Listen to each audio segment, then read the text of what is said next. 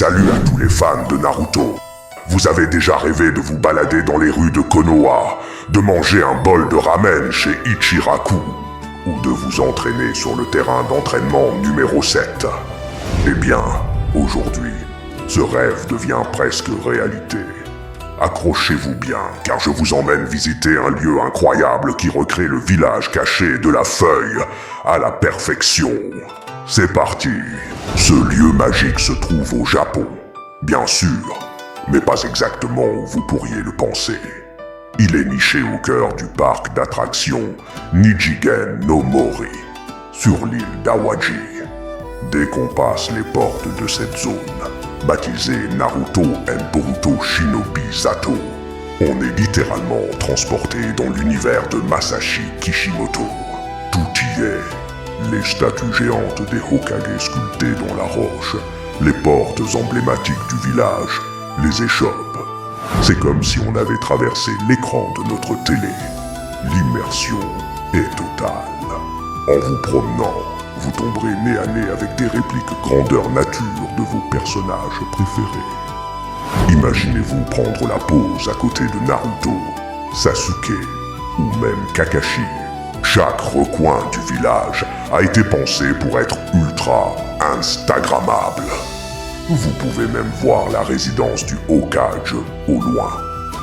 C'est simple, on a l'impression que les personnages pourraient débouler à tout moment pour partir en mission. Mais ce n'est pas qu'un décor de cinéma. Le parc propose une multitude d'activités interactives pour tester vos compétences de ninja. Il y a 2 parchemins de missions principaux à compléter. Le parchemin du ciel et le parchemin de la terre. Le parchemin du ciel est un parcours d'obstacles et d'aventures en hauteur, un peu comme un acrobranche, qui vous demande d'utiliser votre agilité pour surmonter des épreuves inspirées des examens Shuna. C'est vraiment physique et super fun. Le parchemin de la terre, quant à lui, est plus un jeu de réflexion et d'énigmes. Vous devez utiliser votre intelligence pour déjouer des pièges et résoudre des mystères, afin de retrouver des fragments d'un sceau perdu. C'est une mission qui fait vraiment appel à votre sens de l'observation, comme un vrai ninja de l'unité de renseignement. Chaque mission réussie vous donne droit à une récompense exclusive, ce qui ajoute un vrai sentiment d'accomplissement. Et après l'effort, le réconfort. Quoi de mieux qu'un bon repas? Et pas n'importe lequel. Vous pouvez enfin goûter au fameux ramen d'Ichiraku. Oui, ils ont recréé le restaurant à l'identique.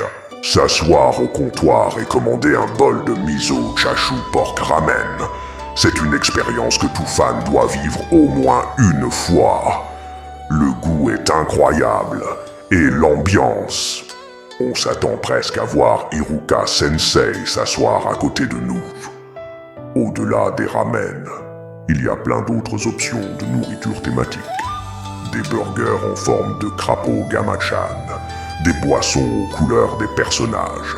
Chaque plat est un clin d'œil à l'univers de Naruto. C'est un régal pour les yeux et pour les papilles. C'est vraiment la cerise sur le gâteau de cette expérience immersive. N'oublions pas la boutique de souvenirs. C'est une véritable caverne d'Alibaba pour les collectionneurs. Vous y trouverez des goodies exclusifs que vous ne pourrez acheter nulle part ailleurs. Des figurines, des t-shirts, des kunai, des bandeaux de ninja. C'est l'endroit parfait pour ramener un souvenir de votre journée à Konoha et prouver à tout le monde que vous y étiez vraiment. Préparez votre portefeuille, car il est très difficile de résister. Ce qui rend ce parc si spécial, c'est l'attention portée aux détails. Des symboles du clan Uchiha, cachés ici et là, aux affiches de recherche placardées sur les murs. Les vrais fans remarqueront toutes ces petites références qui rendent l'expérience encore plus riche et authentique. On sent que les créateurs du parc sont eux-mêmes de grands passionnés de l'œuvre. Même si vous n'êtes pas un grand sportif, la simple balade dans le village vaut le détour.